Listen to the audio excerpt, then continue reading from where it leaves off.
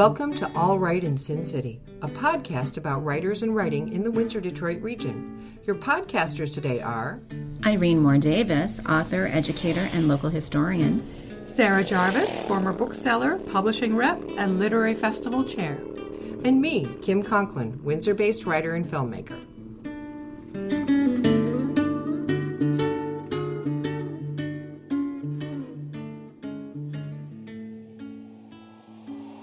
Our featured guest today is Vanessa Shields. Vanessa Shields is a poet, writer, and workshop facilitator in Windsor, Ontario. Her first book, Laughing Through a Second Pregnancy, a memoir, was published by Black Moss Press in 2011 to rave reviews. In 2013, Shields edited a poetry anthology entitled Whisky Sour City, I Am That Woman. Her first book of poetry was published in 2014. Look at Her in 2016, and in 2017, Shields was part of a group of 7 poets published in an anthology about the history of Windsor titled Because We Have All Lived Here, and those were all with Black Moss Press. In 2018, the chapbook Feminism, Revisit, Revise, Revolutionize, a 2-part harmony, was published by the League of Canadian Poets Feminist Caucus, with Shields as co-editor and introduction writer. She writes a monthly blog for the League of Canadian Poets on being a writing parent. She's passionate about promoting poetry and the writing life, and is often on a jury for major awards and/or contests. Vanessa self-published a collection of children's poetry, From A to Zifri Zanks, with Windsor illustrator Glenn Hawkes in 2019. A new collection of poetry, Thimbles, has just been published by Palimpsest Press. Welcome to the show, Vanessa, or welcome back to the show, Vanessa. Thank you for having me. Oh my God, I'm like tired just listening to that long list, but thank you. It's all very impressive. I'm like, me? Oh, thank you. I appreciate it's all you. It's all you, and we are in awe of what you do. So in your work, you're always so open and honest about your life and your poetry. And this work really digs deep into a celebration and expression of grief for your grandmother, this particular work, Thimbles. If you can, tell us how it wouldn't just take one poem in a collection, say, to honor her, but a whole collection unto itself. Wow, that's a really, really great question. I think because the more that I sat down with her and asked her about her life, the more I realized just how vast and incredible her life was. And so it really, at that point, became impossible for me to just say one thing about her. Not that the people who are in our family sometimes can be one-dimensional, but certainly when we're growing up and we're little kids, you know, people in our lives have roles that we don't really question. They just sort of show up and like feed us and love us and play games with us or whatever they kind of do. And it wasn't until I was an adult, like literally, you know, a few years ago, that I started to consider my grandmother as this, you know, multi-dimensional human being who had this incredible past, as well as the now that we were in. And because she was ill, there was this very scary future ahead of us too. So it was like, because we could exist in these like 3 parts, I think that's for sure why there's no way to just put everything into one poem. There's just too much to feel, too much to learn, certainly too much to have to face, to let go of, and just a whole whack of stuff for grief to throw on top of you too. But yeah, that's a good question. And it's not a simple answer because of, you know, the complication of what it is, or the complicatedness rather of what it is to be human. And I really learned so much about my grandmother in her last 3 years of life. And that's what I wanted to share with everyone, and also my family and my children, so that there's something tangible that we have that talks about who she was and her legacy, for sure. In your poetry, you chronicle your grandmother's or your Nana's journey towards the end of life in 2020, but the first section also deals with your grandmother's very early life. Did you work on those poems all at once, or had you been building on this for a while? No, those came out all at once. So the original manuscript, the very first manuscript that I submitted, was in 3 parts, and my Nona's poems were 1 part of 3. So Amy, bless her, when she said she was interested in publishing me, she said, I really only am interested in the poems about your Nona. So that was like 1/3 of the thing. So we got rid of 50%, no, 75%. I don't do math.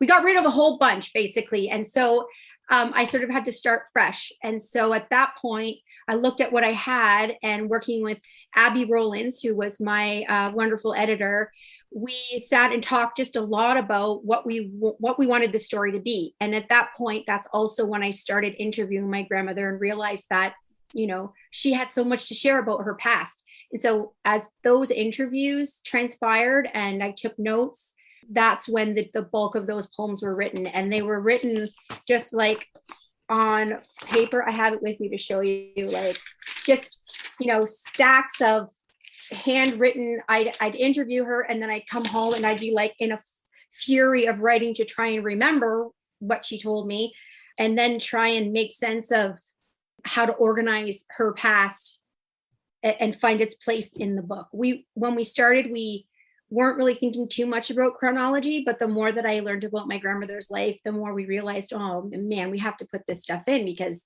this is how we find the roots of her legacy, you know, where her spirit really began. So yes, they did kind of come later on in the process in a big bulk. So what was it like to be working on this during the pandemic? Would it have been completed in the same way without the lockdowns? So we were pretty deep into the editing process when the pandemic hit. Ooh, sounds like a scary movie. And so I the only thing that really would have changed is I would have been face to face with Abby. However, she got accepted to go to school in Montreal also during the process. So physically, at some point, she wouldn't have been here because she would have been in Montreal. So our relationship still would have had to have some kind of virtual experience to it. And that, because we were so far along, didn't change, you know, the love and the challenge and the communication or anything like that we had already kind of established previous to it. It's weird promoting virtual things. I can say that. Like, I feel like I'm annoying people when I'm saying, like, click on this link and click on that link. And just because we're so much online now, social media is really, I fight a lot with my feelings on social media. So that part is weird. But no, the actual editing process and working together, I think we would have had to have that element in there anyway, because Abby went away to school. In one line in a poem, the narrator speaks to us directly and talks about, it's my responsibility to tell her story. So biographical works can be kind of tricky with respect to memory. Why did you feel it was important to include that declaration? Definitely in honor of my grandmother. I think she, in as much as her spirit was so alive and so bright, and her laughter was large and her physicality was large, and she took up a lot of space, she didn't declare a lot of her own self. And I feel like saying those kind of strong statements out loud are in part for her to speak what I think that a lot of her life she was saying inside but didn't say out loud. So it's to speak for her from a part of her soul that I think existed and didn't get to speak. For myself to remind myself to be that way for my own legacy and beliefs, and also for my children to know that they, you know, I want them to be declarative in what they believe in and what their purpose is too. So probably a little bit of a trifecta there. Well, speaking of trifectas, this is divided into what seems like 3 cantos. Yeah. 2 with titles in Italian, and I'm going to destroy the pronunciation and apologize and have you correct me. I won't be much better, don't worry. Okay, so why did you choose un bacchén d'amore and domani è un altro giorno? Yep. What do these words mean, and how do they connect with your work? Okay, so Un bacin d'amore comes from the first poem. So there's a bridge in the small town that she was born in called Ponte Vecchio, Old Bridge, basically what it means in Italian. And there's a saying that's like in a plaque on there that in Italian or in English translates to, on the bridge of Bassano, we will hold hands and we'll share a kiss of love. So bacin d'amore means kiss of love. So the first section, it's in Italian A because it's about her history and she's Italian and that's her culture and where she came. She came from Italy. And I kind of borrowed that from that piece on the plaque.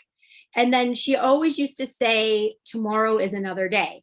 So the second or third section, I should say, domani è un altro giorno, that is that in Italian. So tomorrow is another day. And that, God, there's so many layers to that particular sentence that, you know, speaks to her saying that, her legacy from before, but also the fact that, like, what are we going to do when she's gone? Tomorrow's still going to come.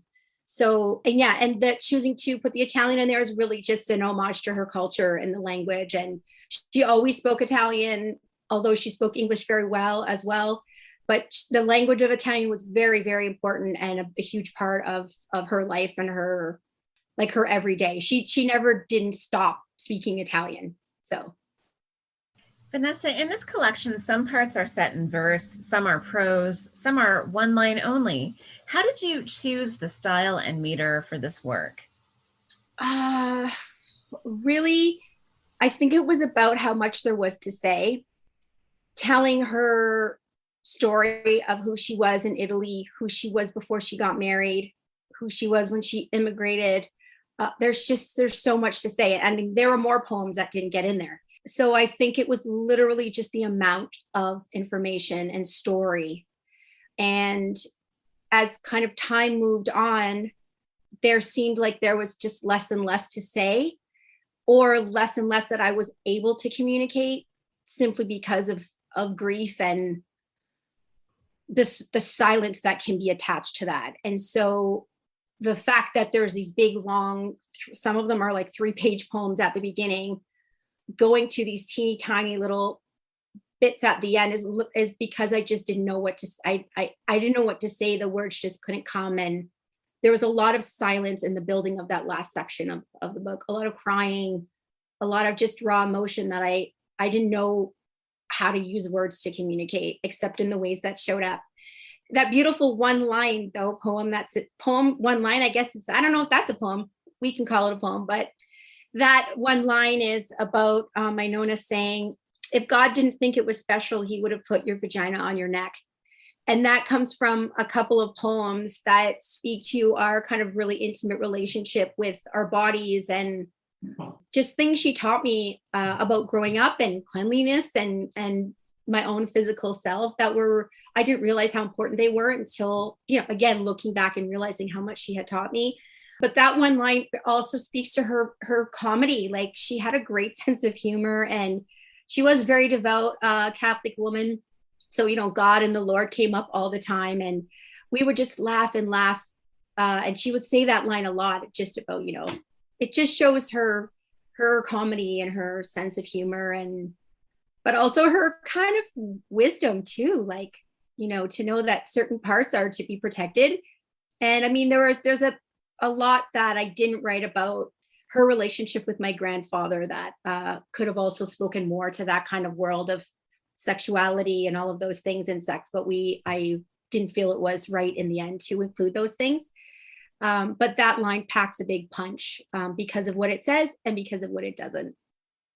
Okay, well, not to give away any spoilers, but the last section of the book is structured like a call and response, almost liturgically, like a psalm. Yeah. Is this more of a formal lament than religious structure, or was it sort of a deliberate invocation? Is that what you were going for there? That particular poem that is a psalm was a deliberate kind of conversation to God and the way that we had our religious connection. Like, I used to go to church all the time with my grandparents, and they would have these really quick half an hour length masses in Italian, and I had have no idea what they were saying but I would love when they would sing the songs and they would sing the songs. And so because that was a part of something that we shared on a religious line, my Nona and I, that's one reason why I wrote that. And also to kind of play with that and say, you know, spiritually outside of religion or religion inside of spirituality, you know, I wanted to kind of call out to that whole part and saying like, when I die, this is what I want. So in whatever realm that I will be when I die, spiritually or, you know, organized religion wise, that's the kind of song that I'm putting out there. But yeah, religion does play throughout, and that was conscious, and that's because it was a huge part of who she was and her life and her relationship with my grandfather as well. In your busy world, you keep a regular blog. Have you been able to work on other writing forms during this time of writing work? It must have been very hard on you emotionally as well.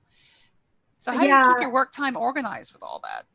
I have to say I'm pretty disciplined with that. This year, anyway, I'm writing a poem a day. So my day starts with a poem typically. And so there's about an hour blocked off to write that and post it up.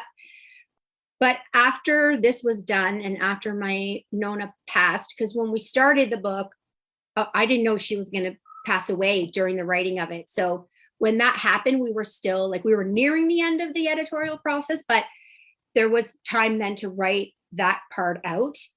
And when that was done, I didn't write a poem for a very long time. I just couldn't do it. Any kind of poem, kid poem, haiku, I just couldn't do it. My heart was too busted, and I need my heart to write, which I learned very much during that process. So I didn't write for a long time after that. I get teary just thinking about it. And it was very hard to go back to writing poetry. But I started a novel, a YA novel, and I started adapting a friend's book into a screenplay, and I busied myself in other genres, read a ton. But yeah, I took a break from writing poetry because it just hurt too much. And now I feel much better. And now actually I'm not sure what I want to work on next. I'm struggling the other way, which is new for me. Usually I have lots of ideas and I kind of feel confident with what I at least know what I'm going to write about, but I don't know now. This was such a different book for me than my previous books. So I'm sort of stuck in this I don't know stage right now. But discipline and writing every day, I kind of got that down. So that's not something that is a challenge for me. I know that I will be able to write every day. Some days I write longer than others. Some days I'm working on my novel, and some days every morning I'm working on a poem, and I'm hoping helping with my practice and my craft. That's a really long answer, sorry, but there you go. Tell us about the title of this work, Thimbles. Where did that come from? And you know, we've noticed that sewing is literally threaded all the way through this collection. So tell us about that. Okay, so my Nona was a brilliant seamstress. She started sewing when she was in grade 5. I think that's like age 10, really young, very young. And so as I started writing, I did lots of research on sewing and the language of sewing, and just to learn about it, to know what she knew in her heart, but also, you know, to realize very quickly that this is a theme that I could thread through, throughout the whole thing. And Thimble singular was the title for almost right up till the end, until I got the courage up to ask my Nona, could I have her thimble? I didn't say when you die, but that's what we knew. And so she said, of course. I went to look for it, and there were 2 sitting there together. And that was a, you know, angel singing in opera moment for me. And there were 2 thimbles there. Then we added the S, and now there's 2 thimbles that kind of carry through the whole book. But also, really, it's part of more of the homage to her legacy as a seamstress, which started when she was a child. And so it was really important to kind of keep that in throughout. And I had all these like crazy sketches and, you know, sketches that I had made with, you know, thimbles as part of everything. Like, here's a thimble Christmas tree. Here's a thimble in a brain, like at the base of a brain. So I had all these like wild versions and ideas of how I was going to get the thimble really, sutured into the whole thing. And then, we also thank God for editors who say, whoa, we need to calm down. There's way too much here. And it had quotes of thimbles at the bottom of each page. And it was just like a lot. So it's definitely transformed itself from the beginning. But the thimble itself, what it is and what it does really is a really wonderful personification of Nona. Like, this protects, right? So the fact that she used it to protect herself when she was sewing, and often many times the needle would go right through, she'd hurt herself. And just, its function of protection and also holding, it protects and it holds.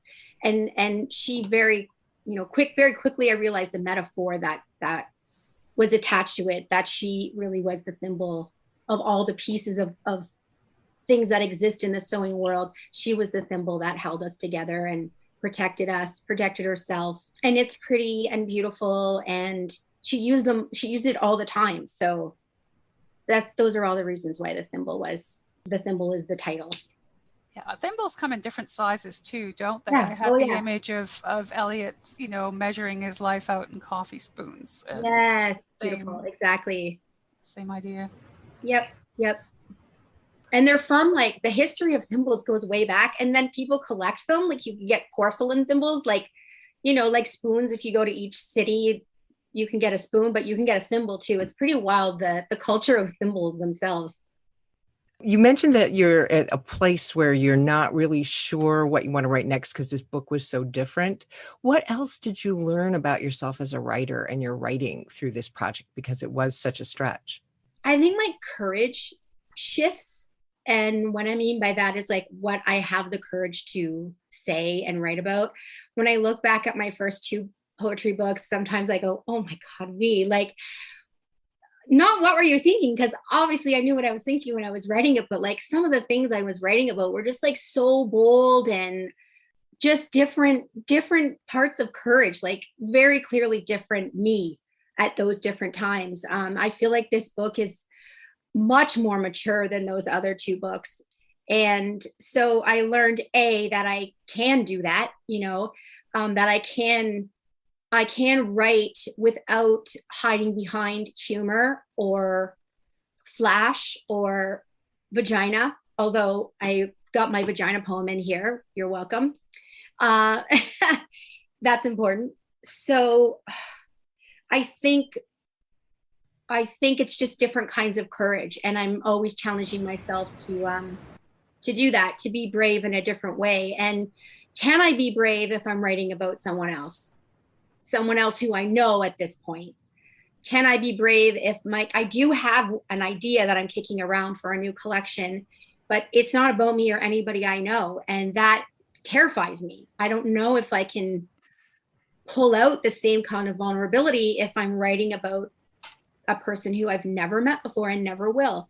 So I think definitely writing poetry has roots in courage. And for me, it's wanting to stay on top of that courage and moving with it as it flows. But this needed a whole new, different kind of courage to write than my other stuff. Would you like to read some of your new work for our listeners? Sure. I think I'll take us back to her when she was little. This poem is called Ins and Outs of Days, and I'll read it and then I can talk a little bit about it afterwards. Ins and outs of days are rigid in small town northern Italy, caked with mud and hunger. Young Maria pleads for an egg at the general store. She walks home with it in her navy wool coat pocket, a delicate secret on her hip. Things die, birds, cats, sisters. An illness sneaks into Maria's thriving mind, another delicate secret she can feel on her hip. Sickness in the head is worse than poverty. Maria is sent to the house in the mountains. It is as real as the open air windows, as real as sisters with the same name, as real as fathers who come and go like bee stings, as real as an egg in a navy wool coat pocket.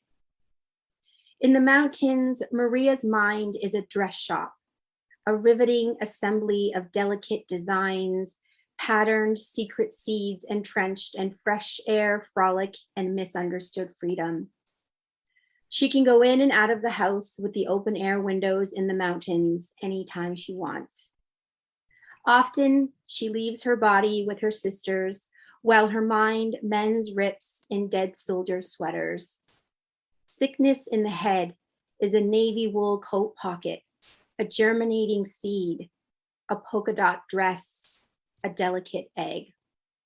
So my Nona told me this story about having to walk with her little sisters to the store and pretty much beg for food, like one egg.